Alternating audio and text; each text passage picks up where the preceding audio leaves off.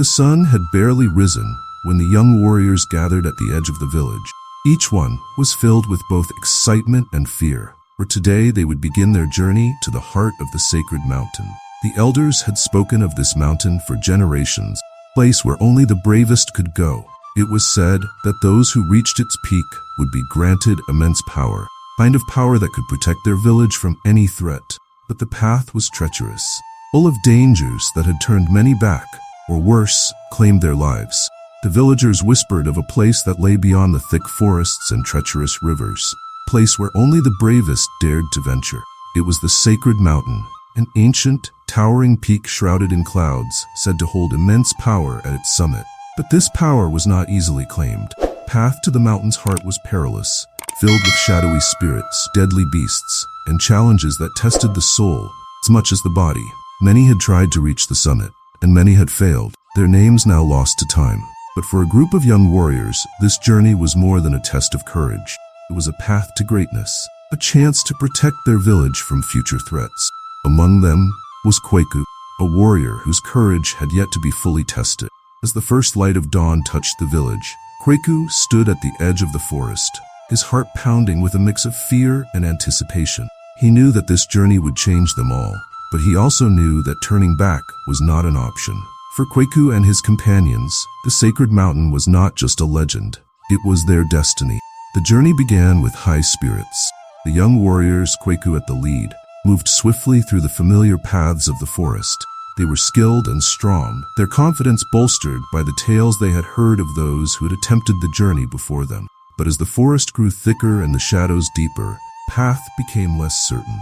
The light of the sun struggled to penetrate the dense canopy of leaves, and an eerie silence fell over the group. The first real challenge came as they crossed a narrow ravine. The bridge they had hoped to use had long since rotted away, leaving only a perilous path of slick, moss-covered rock. One misstep could send a warrior tumbling into the depths below. Kweku knew that this was only the beginning of the trials they would face, but he also knew they had to keep moving forward. "Watch your step," he warned the others as he carefully made his way across. His heart raced with each step. He refused to let fear control him. One by one, the warriors crossed the ravine, their breaths held in tense anticipation. When they all reached the other side, a collective sigh of relief escaped them. But there was no time to rest. The journey was far from over. As they ventured deeper into the forest, the trees seemed to close in around them, their branches twisting into unnatural shapes. The air grew colder, and a sense of unease settled over the group. It was then that they encountered the first of the shadowy spirits that haunted these woods. The spirit was a dark, shifting figure with eyes that glowed like embers in the night. It moved with a silent grace, slipping between the trees and watching the warriors with a malevolent gaze.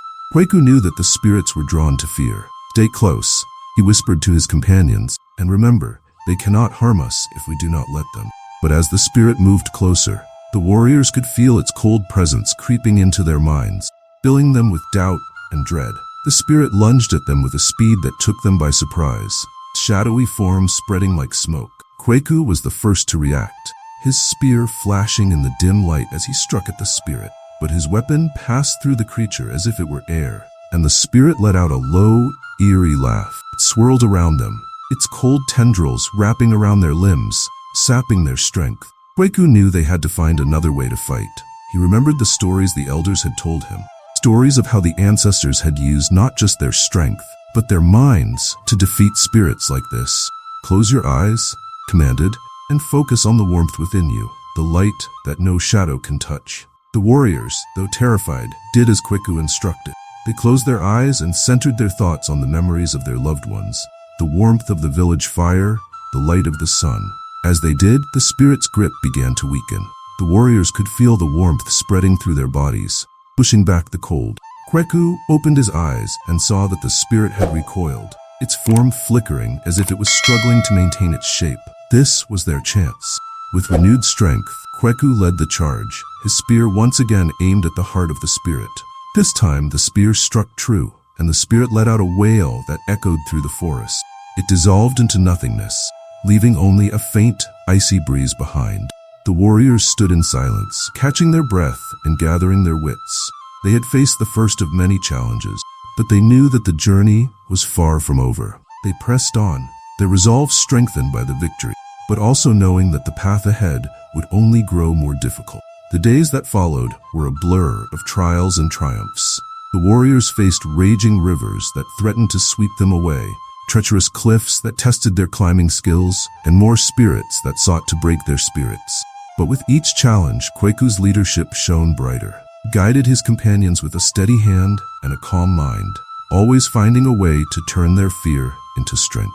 As they drew closer to the sacred mountain, the landscape began to change. The trees gave way to rocky slopes, and the air grew thin and cold. The mountain loomed before them, its peak hidden in swirling clouds. They could feel the power radiating from it, force that called to them, urging them to press on despite their exhaustion. Finally, after what felt like weeks of climbing, the warriors reached the base of the sacred mountain.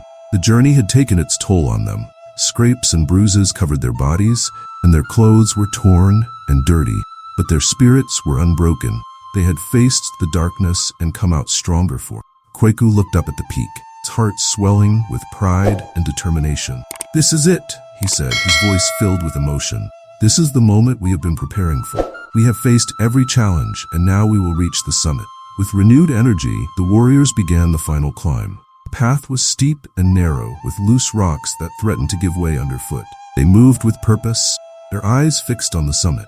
The closer they got, the stronger the pull of the mountain's power became. It was as if the mountain itself was guiding them, urging them to take the final steps. At last, they reached the summit. The clouds parted, revealing the heart of the sacred mountain, glowing, pulsating light that seemed to connect the earth and sky. The warriors stood in awe, their fatigue forgotten as they took in the sight before them. This was what they had journeyed so far for, the source of the power they sought. But as they approached the light, they felt a strange sensation, as if the mountain was testing them one last time. The ground beneath them trembled and the air crackled with energy. But instead of fear, the warriors felt a sense of peace.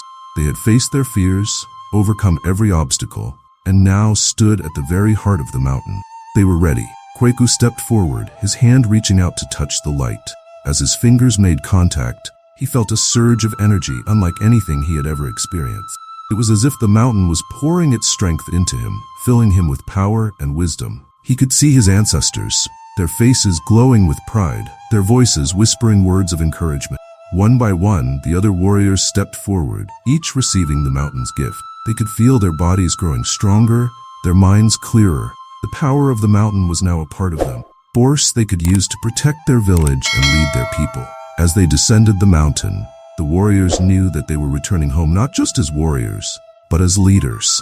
The journey had changed them in ways they could not fully understand, but they knew that they were now ready to face any challenge that came their way. When they finally returned to their village, people gathered to welcome them back, their faces filled with awe and respect.